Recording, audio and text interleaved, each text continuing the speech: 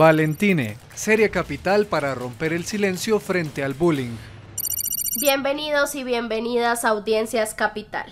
En el capítulo de hoy seguimos conversando sobre un tema que es muy importante y que nos concierne a todos, el bullying. En Colombia se registraron 8.981 casos graves de bullying entre enero de 2020 y diciembre de 2021 según la ONG internacional Bullying Sin Fronteras. Por eso Capital Sistema de Comunicación Pública y el canal Eureka le apuestan a series como Valentine. Recordemos que Valentine es una exploración al mundo del bullying desde tres perspectivas: las víctimas, los victimarios y los testigos.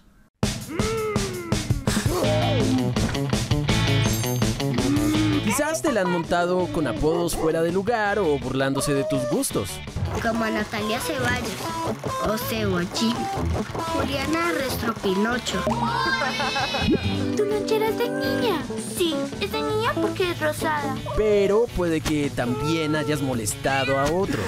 Valentina diarrea. Es momento de sacar tu Valentine para defender las injusticias, respetar las diferencias y decir no más bullying. Uno de los aspectos más importantes de Valentine es que se abordan todas las clases de matoneo, desde incidentes sutiles y normalizados hasta circunstancias complejas, contadas por las mismas voces de los protagonistas con un lenguaje respetuoso pero entretenido, desde tres tipos de actores: el intimidado o víctima, el maltratador y el testigo. Y para hablarnos de la importancia de abordar estas temáticas, hoy el Defensor de Audiencias tiene como invitada a Alba Lucía Reyes, directora de la Fundación Sergio Urrego, fundación que trabaja por prevenir el acoso escolar en todos los ámbitos educativos, así como prevenir el suicidio motivado por discriminación en niños, niñas, adolescentes y jóvenes. Veamos esta emotiva entrevista.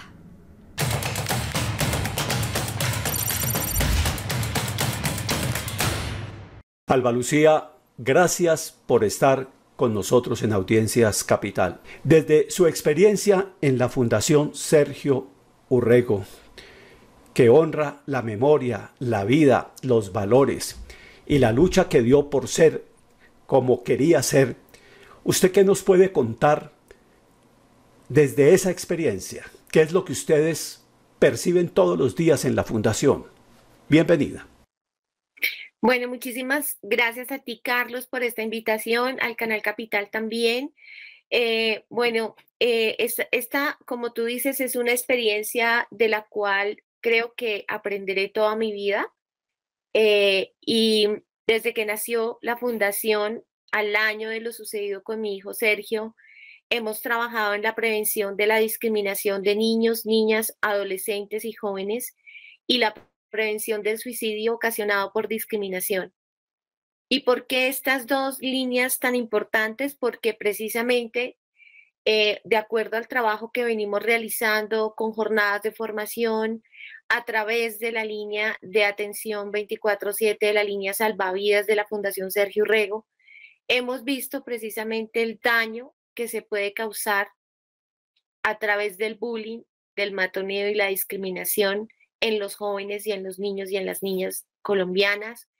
En general, lo que vemos es que precisamente hay una marca que queda en el corazón, ¿no? Es una marca que no se olvida.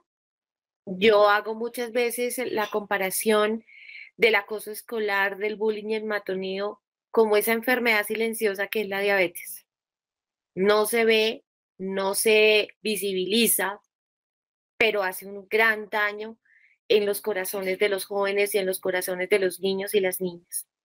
Esta conversación la estamos teniendo con usted, Alba Lucía, a propósito de hacerle seguimiento a la divulgación que estamos haciendo en Capital de una serie animada,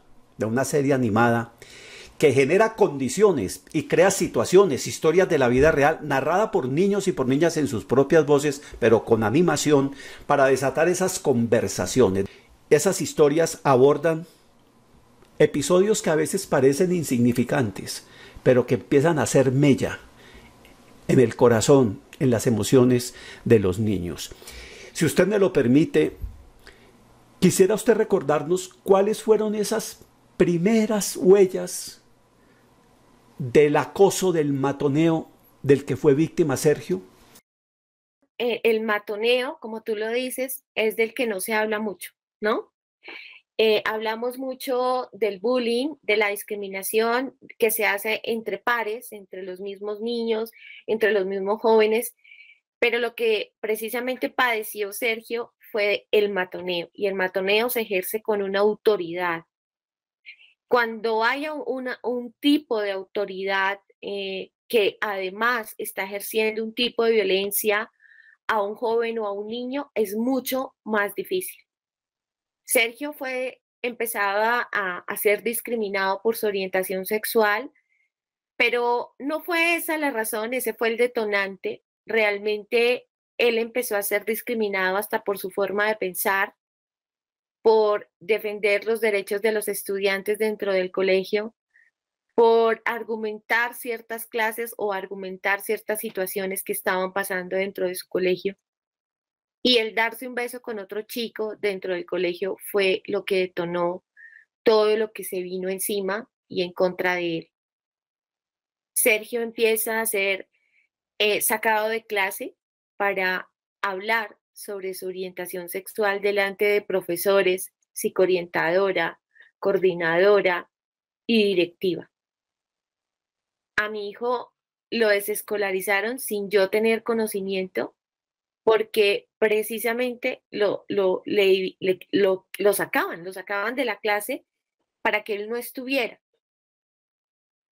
A mi hijo le pidieron certificados psicológicos para poder continuar con sus estudios, algo que definitivamente también estaba en contra de la ley y en contra de su salud mental. Sin embargo, como papás también cumplimos con estos requisitos para que él pudiera terminar sus estudios. Adicional a esto, a mi hijo lo denunciaron penalmente por un supuesto acoso sexual, que pues evidentemente era simplemente una relación entre jóvenes consentida. Y adicional a esto, hubo una coacción con los padres de su pareja para que ellos pusieran esta denuncia en contra de mi hijo, de acuerdo, para que su hijo sí pudiera culminar sus estudios así fuera a distancia, porque además los separaron, ¿no? Su pareja no podía estar dentro del colegio, además porque los papás de su pareja tampoco aceptaron la orientación sexual de su hijo. Y todo esto perpetuado por directivas, perpetuado por docentes y perpetuado por esas máximas autoridades que encontramos en los colegios. Así es que precisamente una de las cosas que trabajamos ahora con la certificación del sello Sergio Rego, que es una certificación que empezamos a evaluar, a estudiar muy juiciosamente desde el 2017, te cuento, Carlos, empecé a estudiar qué hacer en los colegios para evitar que los niños y las niñas sufran en silencio y no puedan hablar y no puedan decir lo que están viviendo en sus escuelas y colegios. Y esta certificación tiene un diagnóstico de clima escolar que se evalúa no solamente con los estudiantes, sino con los directivos, con los docentes, con los padres, porque creo que si dejamos una ruedita suelta, si solo trabajamos con los estudiantes o si solo trabajamos con los profesores, algo se nos queda por fuera y el carrito ya no nos va a andar igual. Pero es muy importante lo que usted ha señalado, Alba Lucía, cuando nos dice, a él no solamente le hicieron este matoneo, este bullying por su orientación sexual, por ser gay, sino también, como ustedes bien lo señalan en la página cuando recuerdan la biografía de Sergio, por ser anarquista, por ser ateo y por haberse vinculado a la Unión Libertaria Estudiantil. ¿Quisieras, Alba Lucía, recordarnos algunas otras experiencias, otros casos que no tengan que ver con la orientación sexual que a raíz de tu trabajo has ido conociendo? Claro. Por eso, precisamente, digamos, desde la Fundación, obviamente tenemos un enfoque diferencial y trabajamos muchísimo precisamente desde la salud mental de nuestros niños y nuestras niñas, mirando todas las realidades y la diversidad colombiana.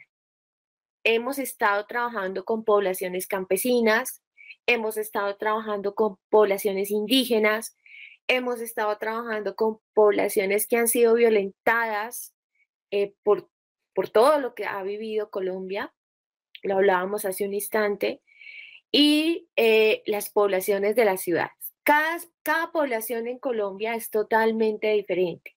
Cada cosa que sufren los niños y las niñas en las instituciones educativas son muy diferentes. Pero ¿qué me he encontrado yo, Carlitos? Yo me he encontrado, por ejemplo, laceraciones hechas por cintas que se ponen los niños para tapar un tatuaje, porque si se lo ven sin tapar, no lo dejan entrar a estudiar. Y esa laceración me la mostró mucho una niña, recuerdo en Santa Marta, en un colegio de Santa Marta, y era una de las alumnas destacadas del colegio. Cuando ella me muestra eso, claro, su pielecita ya estaba roja de tanto quitar y poner una esparadrapo que se ponía para ocultar un pequeño tatuaje que tenía. Y te puedo numerar N cosas y situaciones por las cuales a los niños se les impide estudiar y se les bloquea el derecho a la educación. Se les impide por el uniforme, ¿no? Hoy en día sabemos que uno de los grandes paradigmas de la educación es el uniforme. Y el uniforme tiene que ver con situaciones inclusive de pobreza, donde yo vi, Carlitos, he visto que las mamitas o le compran el uniforme o le llevan el desayuno a sus niños al colegio, porque esa es la realidad. Y si no lleva el uniforme, pues no entra a clase, ¿sí? Esa es otra de las cosas y situaciones que hemos visto. Otra de las cosas en los niños indígenas, por ejemplo. Ellos no tienen un derecho a la educación en su pluralidad, en su cosmovisión. A ellos se les obliga a bajar a unos ciertos internados donde se les inculca a las malas la religión que se le quiera inculcar, el idioma que se le deba inculcar y además pues todo lo que pues supuestamente nosotros tenemos que cumplir como educación. ¿Y qué hemos visto a raíz de eso? Que las mayores poblaciones con alto número de suicidio en los jóvenes son las poblaciones indígenas en Colombia. ¡Qué horror! ¡Qué horror! Porque de ahí llega el desarraigo de su cultura y cuando vuelven a su tierra no se encuentran, ¿sí? Ya no se encuentran, ya no hablan su idioma, ya no conocen de su cultura y lo único que pues hacen sus padres en algún momento es pensar en que cómo no llevarlos a su educación, a la educación que supuestamente es la que tienen que tener sus hijos y sus hijas. Y ahí hacemos un gran daño, pero un gran daño a estos niños y a estas poblaciones.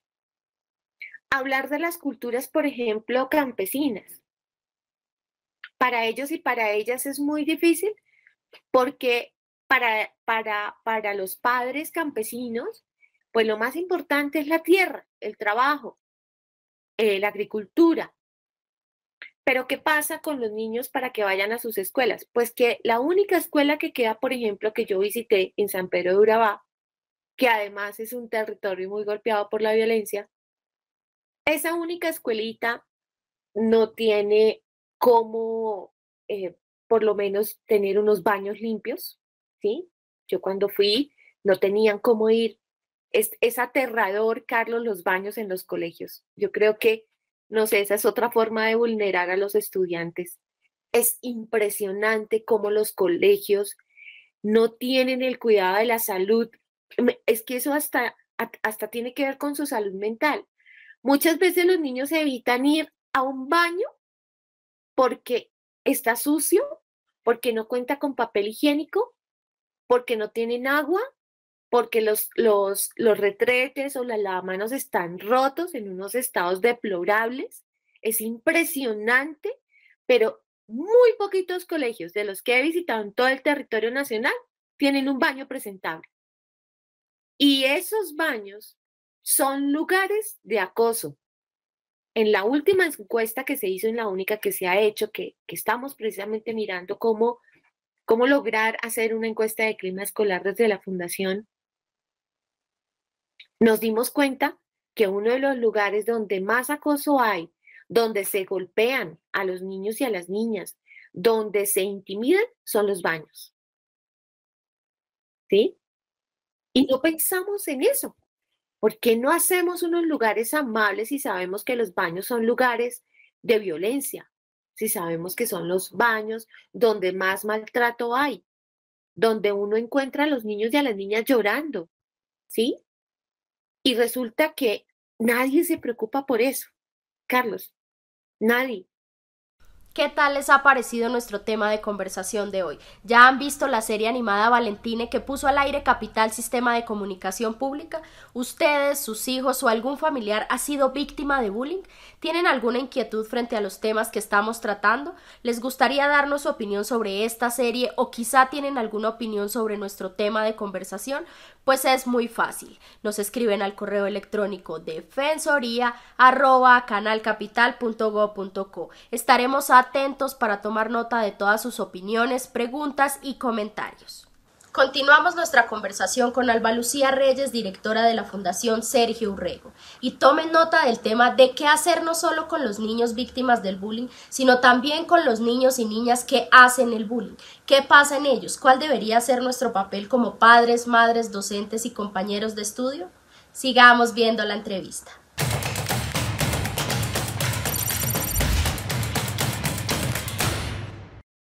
Alba Lucía, en la conversación que ya tuvimos anterior a esta que estamos sosteniendo contigo, con uno de los realizadores de la serie, Valentín, que está transmitiendo Capital y que está disponible en redes sociales, él nos decía que quizás se ha ido desarrollando el patrón según el cual solamente, como en el caso de tu hijo, digamos, fijamos las responsabilidades, y está bien que se haga, sobre la rectora, sobre la psicóloga, sobre los maestros, pero que desde la experiencia de la Fundación Sergio Urrego, qué llamado y qué testimonios también nos puedes dar tú, ahora que estamos en estas audiencias de la JEP, también viendo este proceso tan doloroso para quienes han sido victimarios, reconociendo los horrores de lo que hicieron y reconociendo que han aprendido del dolor de las víctimas. Después de muchos años han aprendido que lo que hicieron fue un error. ¿Qué llamado y qué ejemplos nos puedes poner tú también de experiencias transformadoras de niños, niñas y adolescentes matoneadores? Claro que sí, Carlos. Y estás en toda la razón. Hay que trabajar con las dos partes. Yo entiendo a muchos padres de familia que le dicen a sus hijos, ya no se deje más, pues dele un puño, pues también golpéelo, pues también agrédalo. Y eso ha sanado supuestamente y entre comillas muchas situaciones, ¿no? La experiencia que he escuchado ha sido esa, ¿sí? Pero es un grave error porque precisamente desde ahí es que empezamos a inculcar la violencia y ratificamos que está muy bien hacer violencia para mitigarla, ¿no? Cuando nosotros hemos ido a los colegios ha sido maravilloso. Recuerdo ahora un caso muy lindo dentro de la certificación en Dabeiba, Antioquia, que es un lugar de territorio, pedazo de Colombia muy, muy fuerte. Y había un chico que era muy conocido por eso mismo, por ser violento, por ser el matoneador. Yo me acuerdo mucho que él a mí se me acercó y quiso hablar conmigo y yo hablé con él. Y empecé a escuchar toda su historia, Carlos. Una historia muy dolorosa. Una historia donde había un niño, sí, tenía 15 años, más o menos, 14, 15, donde había un chico maltratado por su familia, solo, mirando a ver cómo definitivamente se defendía ante todo lo que se le presentara, ¿no? Y ahí, pues claro, en el colegio, ¿qué hacía? Violentar, matonear sin nadie que lo estuviera escuchando. Y obviamente protegiendo mucho a las víctimas, ¿no? Y parte del proceso es empezar a escuchar a las dos partes, ¿sí? Porque normalmente las dos partes tienen muy similares edades y están pasando por similares situaciones. Y muy seguramente también detrás de ese victimario hay otro más grande que él, que también está ejerciendo poder sobre él para que matonee y victimice a otros, ¿sí? Es sistémico. Esto es Es sistémico. sistémico y va en red, es en una cadena. Entonces aquí es supremamente importante hablar y entender y encauzar a la otra persona para que los dos tengan un diálogo. Pero no es solamente llegar a un diálogo y lleguemos a, y te perdono, porque además aquí se usa mucho el del perdono, ¿no? Y yo sí creo que no es solamente perdonar o decir sí, yo te perdono y ya, porque creo que no, ningún ser humano tiene como la potestad de perdonar, que te perdono yo, ¿no? Pienso más bien que lo que sí tenemos que empezar a enseñar es a reparar el daño de alguna manera. A nosotros no nos han enseñado a reparar. A nosotros nos han enseñado a ser muy culpables. La culpa es la principal, ¿no? Tú tienes la culpa de esto, tú tienes la culpa de los demás. Y uno empieza con una culpa muchas veces que ni siquiera tiene. Entonces, ¿qué les estamos enseñando? A que, bueno, tú me hiciste daño, tú tienes la culpa, yo te agredo. Es lo que tienes que recibir por haberme agredido. ¿Sí?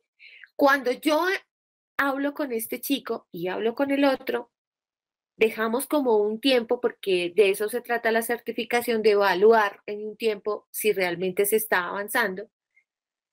Cuando yo vuelvo y me encuentro con este chico, fue maravilloso, Carlos, porque se pudieron hablar las dos personitas, porque se pudieron entender, porque hubo un diálogo, pero también hubo una reparación, porque hoy en día este chico ahora es un líder en ese colegio y es un líder, es un muy buen líder. Y esos líderes son los con los que hay que trabajar. Hay un enfoque muy importante que es trabajar precisamente con esos líderes que los llamamos negativos, porque esos líderes negativos pueden ser un potencial gigante para buscar protección y ser red de apoyo de muchos y muchas. Cuando tú le colocas en sus manos una responsabilidad de cuidar, no de dañar, ahí es cuando empieza un trabajo muy diferente para él. Pero quisiera que por un momento nos refiramos a la situación que viven padres y madres. Un padre y una madre empiezan tempranamente o tardíamente a percibir el matoneo, o de pronto se sienten asaltados por. Bueno, hay diferentes situaciones. ¿Por qué? Porque precisamente, o sea, yo cada vez que voy a los colegios, y también me sucedió a mí, vuelve y juega el tema de la culpa. Es que los papás no vienen, es que los papás no están pendientes, es que los papás aquí nos toca a todos solos. Pero resulta que cuando hablo con los padres, pues también se ve la otra cara de la moneda, y es, yo voy al colegio, yo nunca tengo una respuesta, yo a veces noto cosas en mi hijo o en mi hija, a veces no. ¿Por qué? Precisamente por los miedos, ¿no? Cuando yo empiezo a ser violentado, trato de ocultar por miedo a que le van a decir en el colegio a mi mamá o a mi papá, y además nosotros remetimos contra nuestros hijos y nuestras hijas por la ignorancia de saber qué es lo que realmente está sucediendo en el colegio, ¿sí? Si yo soy madre o padre de un niño que está matoneando, que está violentando a otra persona, el actuar normal es la represión, es el castigo, sí, se viene una montaña de situaciones. Y si yo soy padre o madre de un niño que está siendo violentado, la defensa, ¿sí? Y no quiero que esté aquí, y péguele y devuélvale sí, y no hay una ruta de acompañamiento para los papás. No hay una ruta también, una psicoorientadora tiene un papel fundamental ahí, Carlos. pero una psicoorientadora que precisamente sepa de cómo tratar el acoso escolar, de que sepa cuáles son las rutas establecidas, por ejemplo, en el Ministerio de Educación. Hay muchas rutas que no existen en el territorio colombiano, o sea, hay rutas que pues no se pueden implementar porque no las hay, ¿sí? Hay que enseñarle a los maestros, pero también hay que llamar a los papás. Entonces yo les decía, ¿tú cuándo vas al colegio? No, pues cuando hay reunión de padres o el boletín, ¿no? Las calificaciones del niño o la niña, pero jamás llaman a los padres para una jornada de formación para ellos y ellas, para conformar una escuela de padres, para acompañar a los papás. Mira, en Dabeiba surgieron las escuelas de padres cuando fuimos por 2 y 3 mamás que se pusieron la camiseta y dijeron, bueno, vamos a hablar de esto, vamos a mirar cómo organizar para cuidar a los niños, vamos a mirar desde sus aguapanelitas cómo se hacían sus refrigerios para llevárselos a los jóvenes y entre todos hablemos, pero es que esto tiene que ver con ese acompañamiento general que debe haber. Entonces, estamos como islas y somos 4 pilares fundamentales que hacemos parte de la educación en cada ámbito educativo. Los padres, los niños y las niñas, los docentes y los directivos. 4. Ahí tenemos que estar todos y todas. Por eso yo te decía, si soltamos una ruedita, el tema no va a funcionar. Nosotros tenemos un lema para los profesores que siempre les decimos, profe, para tu clase. Para tu clase en el momento en que tú ves que una persona está siendo burlada, en el momento en que tú ves que una persona está siendo violentada.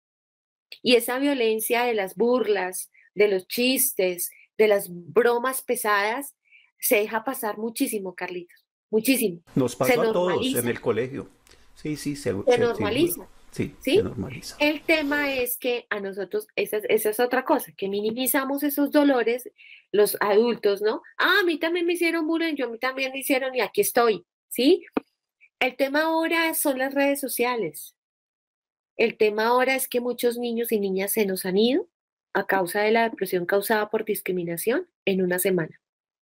Alba Lucía, muchísimas gracias por tu testimonio. Estoy seguro que los padres, las madres, los docentes, los pelados que te han visto en este momento han tomado en serio, han tomado nota de tus palabras, de tu testimonio y de todo lo que inspira lo que estás haciendo con la fundación y con los aliados que vas encontrando en el camino. Estamos seguros también en medio de muchas dificultades y de restricciones. Pero muchas gracias por honrar de esta manera la vida de tu hijo, de Sergio Urrego, quien escribió, ¿no?, su último texto en Twitter lo siguiente: mi sexualidad no es un pecado, es mi propio paraíso. Podríamos decir, mi condición de pobre, de negro, de indígena, de rockero, de consumidor de droga, no es un pecado, es una condición y es mi paraíso. Gracias por estar con nosotros en Audiencias Capital. Gracias, Carlitos, gracias a ustedes. Y todas las veces que queramos, lo hacemos. Nos volveremos a encontrar, estoy seguro, aquí en Audiencias Capital. Hasta la próxima. Hasta la próxima, Carlitos. Gracias.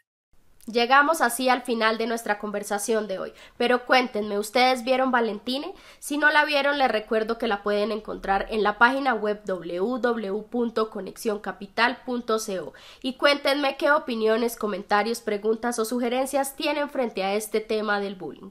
Nos escriben al correo electrónico defensoría@canalcapital.go.co. Estaremos atentos para resolver todas sus inquietudes. Y por supuesto les reitero que la invitación es a que se animen a escribirnos y a que hagan parte de este programa que es de ustedes y para ustedes.